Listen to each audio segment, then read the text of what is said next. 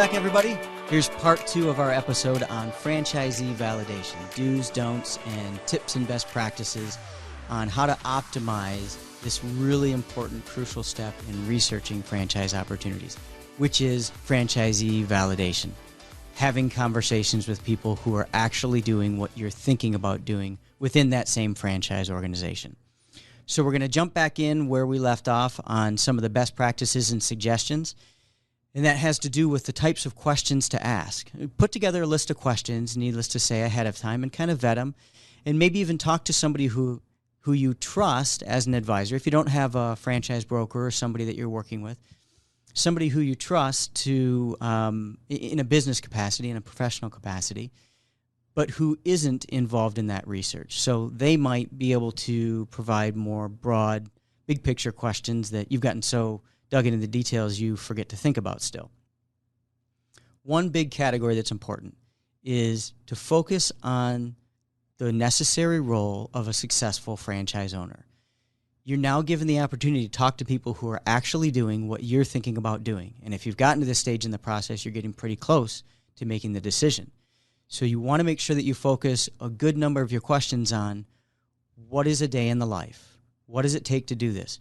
Both in the beginning, as you started up the franchise, and if it's somebody who's been doing it for a while, how has that evolved and changed, and what do I need to be willing to do and not do as the owner of the franchise or franchises as I've continued to grow. So focus on questions like what's a day in the life, the things that they need to be willing to do or the things that they can delegate. And of course, when you're asking them questions like what would you do differently if you had it to do over again, ask them to think about or listen for things where they spent too much time, and if they had to do over again, they would have spent less time there, or if they hadn't spent enough time on it. These are things that you're going to have to be in the role for. And ask them about what are the things that you really need to do as the franchise owner yourself, right? Something that can't be delegated. So if they're telling you, you need to be the one out there being the rainmaker, making the sales calls or doing the networking, listen to that, and then make sure that you're asking that same question of multiple franchise owners and see if you hear consistently the same theme. Back to my crib notes here. Note any differences between top performers and those who aren't top performers. How do you know who the top performers are? Well, first of all, they'll probably tell you once you build a little bit of rapport with them, and you'll get a sense for it. And the franchisor may be willing to direct you to folks who are higher performers. A good franchisor with a conscience probably is not going to direct you to who their bottom performers are, right? They have respect for and want to show decency towards all of their franchise owners, even those who are struggling. So those franchise owners who clearly are doing well, that'll probably come out during the conversation. And listen for how they may be spending their time differently, both in the beginning and ongoing. If they had a fast start, make real specific notes on where they spent their time and what they didn't do that other franchisees are doing. If you want to be a top performer, you're going to have to emulate them in all likelihood. And that includes things like what they invested in the business, what they invested in sales, or what they invested in recruitment. Perfectly okay to ask questions like that. Ask them about the daily, weekly, even monthly challenges. What are the things that you should expect as challenges, things that you're going to have to conquer as an owner, or things that you're going to have to hire around? So is recruitment a challenge, and how do they overcome that?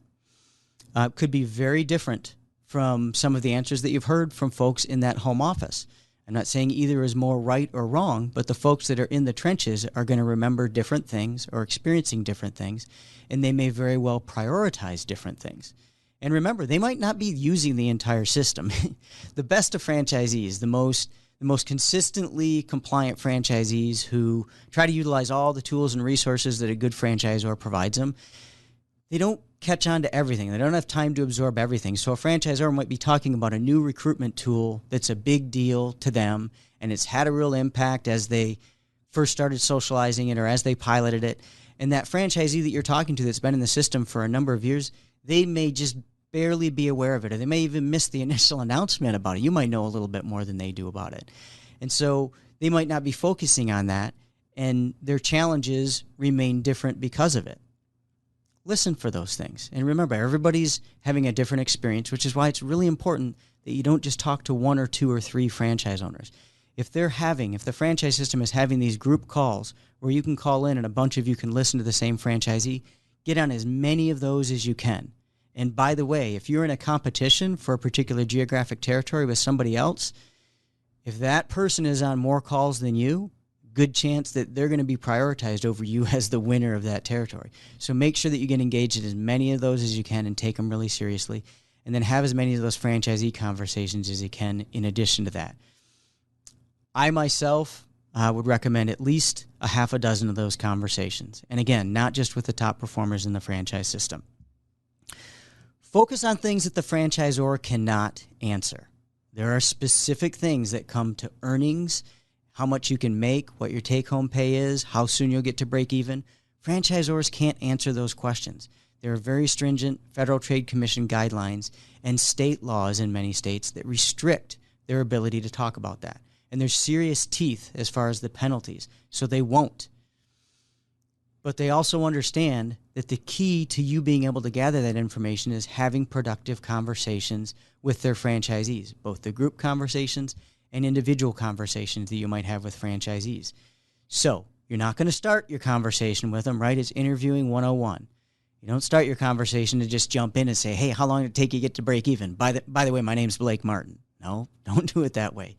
Build a little bit of rapport, make sure they're comfortable with you. Remember, you're a stranger to them. However, at the same time, they get it, that you're getting really close to joining their brand and becoming an extension of their brand. So they're willing to take the conversation seriously, and typically they're very willing to be open with you once they feel like they see you as a serious candidate. Their franchisor has probably already messaged to them that you're a serious candidate, but they may want to hear it from themselves. They want to get to know you a little bit, understand you, why you're looking to do this. They might rush you through that. It doesn't mean they're not paying attention. It just means they're busy. But once you've built a little bit of rapport with them, ask them questions like, hey, would you mind, you might remember when you were at this stage, but would you mind if I asked you a little bit about your financial experience or your overall experience as far as income coming out of this business? Would that be okay? Typically, they'll open up a little bit, and then you can ask them questions like, do you remember how long it took you to get to break even? Would you mind sharing with me, what your owner's discretionary profit is and what things you and your accountant might put through the business that impacts how much you actually take home from the business? Certainly in that process, you should have some notes on what you've learned from the disclosure document and from the franchisor on what the cost structure is going to look like. What are going to be your monthly costs? And ask them about, does this seem to sum up, if you're paying X amount for rent or your rent is X percent of your total revenue, is that pretty consistent with what your experience was, or was it different? And why? Were there reasons for that? Did you just invest more than anybody else did in rent because you wanted a big place? Or did you decide to go big on marketing, even though that was above the average spend? Sometimes they'll admit to you what their mistakes were. Yeah, well, my marketing spend was way lower than that, and man, did I live to regret it. Listen for those things, and don't be afraid to ask those questions. The worst they can do is avoid the question. So with those financial experiences, ask them, is this meeting your expectations? Is it exceeding them? Are you near the averages that you were expecting? And listen for their answers to that, because that might tell you a lot. They may have gotten into the business, and maybe this was a lifestyle decision for them, so they don't care if they're ever the highest earner. They may have even adjusted their earning expectations up or down after they got into the business. Maybe they adjusted them up because life happened, and they realized that they really wanted this to be the sole income for their family. Maybe they adjusted them down because they realized, I've got a great lifestyle with this business where nobody tells me what to do, and I got a lot of flexibility, and so I'm okay with not putting in nearly hours I thought I was going to put in when I first launched this thing. Those are good answers to know, and it's a great way to be able to compare and contrast. Why is somebody a top performer, or why are they not a top performer? Progressively work into those time to break even questions and the overall earnings. There are franchisees who may be able to get, or may be willing to get very specific with you about what their earnings look like, or at least what their gross revenue looks like, and then what their associated expense structure looks like. They are allowed to talk to you about all of those things. They are not a party to the franchise agreement like the franchisor is. So if you're talking to an independently owned and operated franchise location, and you're talking to one of the franchise owners, if it's a couple or a sole owner, they're allowed to share those details with you if they so choose. And typically they will get specific with you once you've built a little rapport and they realize you're a real serious candidate, because again, They have a vested interest in you knowing what you're getting into. They want you to be successful in that franchise system because high tide raises all boats. Low tide lowers boats. And they know that. You're about to become an extension of their reputation, particularly if you happen to be neighbors in the same region or the same town, right? Then you're probably going to meet in person anyways. They may be willing to share a business plan that they used for a loan or just for their own education and for their own efficacy as they're going through the process. The franchisor might be able to share a template business plan with you, but many of them won't share that with you because it gets them too uncomfortably close to helping you with an earnings claim. And that, of course, is taboo in franchising. But if those franchisees have a business plan that they utilize with financial forecasts in it, they may be willing to just send that whole thing to you. Can't hurt to ask. Certainly ask them about strengths and weaknesses of the franchise system in the past and in the present. They should have an opinion on these things, and it'll be interesting to see how different franchisees' opinions vary on that. Franchisees in good franchise systems are very empowered, and they are owners of their own business, and they have a trusting relationship with the franchisor that's based upon nobody's perfect. So even if you're on those group calls with a whole bunch of other candidates, don't feel entirely awkward about asking a question like, could you talk about some of the strengths and weaknesses of the franchise organization? If you need to find a more diplomatic way to ask that question, do it. But don't be surprised when they're really honest and they answer that question. That means that there's respect between the franchisor and that franchisee. Again, even if that franchisor is still on that call, it's okay to ask questions like that. Again, the worst that can happen is they avoid the question or they tell you that they can talk to you about it offline. Ask about, do you feel like you've gotten the support that you expected? Are there any real strengths in support or weaknesses in support? Has it changed or evolved over time? How is it now? If there's a change in the ownership of the franchise system during the duration of them being a franchisee, has support changed at all? Advantages, disadvantages there? Trust. Listen for and ask about, is there trust? They shouldn't necessarily agree with, you're probably not talking to a franchise. If they're happy about everything and everything's perfect and great and wonderful, that's not a franchise, that's a cult. So there's going to be some disagreements. There's going to be some reasonable disagreements, and there's going to be some things that they're not happy about, decisions they wish weren't made, changes that have happened in the franchise system, things that they wish the franchisor would do more of, and the franchisor just can't invest in those things right now. So there's going to be areas of weakness if you ask them about it. You should listen for those and then ask them for the strengths as well. And ask them why they think these are things that the franchisor is or is not paying more attention to. Sometimes things come out like, well, I realized that I just needed to hire somebody to help with this component of it. Of course, the question you should always ask is, okay, Mr. or Mrs. Franchisee, you've been at this for 2 years or 5 years or 20 years. If you had it to do over again, would you? That's one of those great questions where the rule of shut up comes into play. Ask the question and then shut up and just listen. Let them think about it. No matter how long the pregnant pause, let them think about it, see what their response is. Whether the answer is yes or no, follow up with the why. Why do you know you'd do it over again? Is it more of what you talked about before, or is there something that has changed? They might say they wouldn't do it over again simply because, well, I've had a good run and I plan on selling this, when my franchise agreement expires in a year or 2 years or whatever it is. Or if there's a reason that they wouldn't do it again, maybe it's an expectation that has changed, and then you can make your own decision as to whether or not you're okay with that expectation. Maybe it's an expectation that the franchisor already set up with you. You know what? Franchisors get better at what they do too. So maybe when they brought on franchisees, they weren't setting an expectation 5 years ago that they are now setting with you. And so that franchisee, realizing that now they need to go out and do sales all the time, or that they've got to pay $5,000 a month in marketing costs if they want to be successful in today's environment. You may already know that. That might already be in the numbers that have been disclosed to you. But listen for that and have a good understanding of why it is those things have changed for them. So again, listen for things that help you understand what is the role of me as the new owner of this business. Do I understand what a day in the life is going to be like for me as a franchise owner within this franchise system?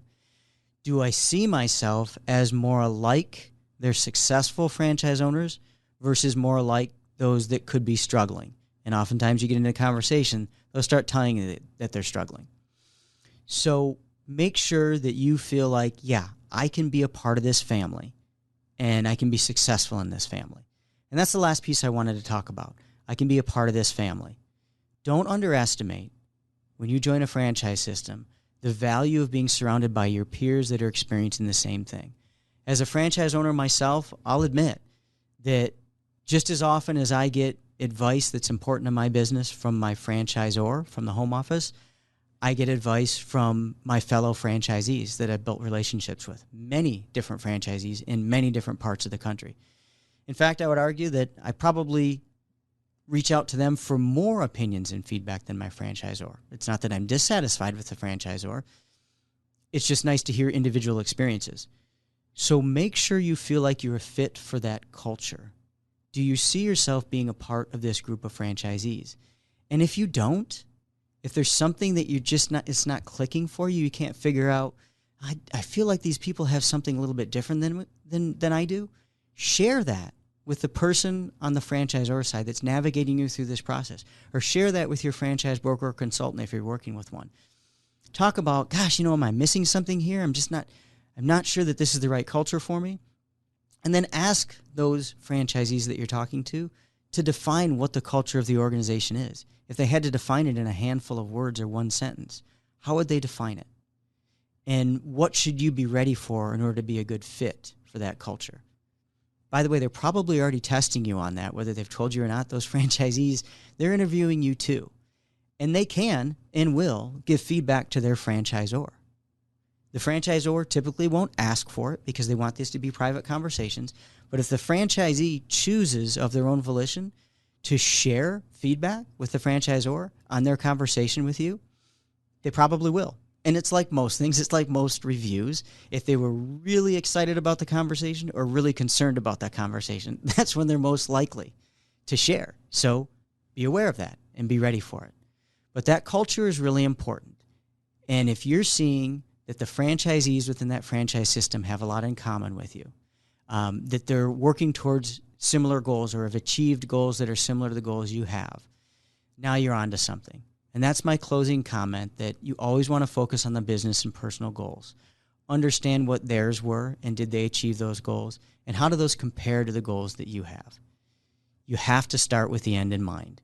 Validating with existing franchisees is one of the most important, if not the most important steps in your process of researching, doing due diligence on a franchise system, and making sure that you can achieve the goals that you have in mind is one component of validating with franchise owners that's really important. So share with them what your goals are and ask them what they think. And then listen. Brace yourself, because if they think you're being unrealistic, if you're lucky, they'll be really honest with you. And also brace yourself for the fact that they may very well say, you know what, we think that I can see you being very successful in this system and you achieving the goals that you have. And I say brace yourself for that because that means you're getting towards the end stage here. If this validation step is only reinvigorating for you and reaffirming for you that this is the franchise system for you, then you're getting very close to that last step. It starts getting scary then. Like, holy cow, this might really be the thing that I do, especially if it's the first business you've ever started. That's okay. That fear is natural. It means you're taking the decision seriously, and it's like every other big life decision. You're never 100% certain, but if you wait to be 100% certain, nothing will ever happen. So I hope that you've taken at least one tidbit, one golden nugget away from this conversation, these 2 episodes on validating with franchise owners and best practices for how to get the best out of them. There's no such thing as too many questions when it comes to this. So if there's ever been a time when I've said, feel free to scan that QR code and get in contact with us if you have additional questions or you're wondering about something you should or shouldn't ask in validation, go ahead and reach out to us. Use that QR code. You'll have our contact information. We'll be happy to engage in a discussion with you because franchisee validation is just too important a step to ever miss. And speaking of missing things, don't forget to share us with others who would benefit from this, right? So subscribe, follow, and share our episodes, including these 2 episodes on franchisee validation. I hope all of you gained something from this session. And we look forward to seeing you on another episode of the Heartland Franchise Guide.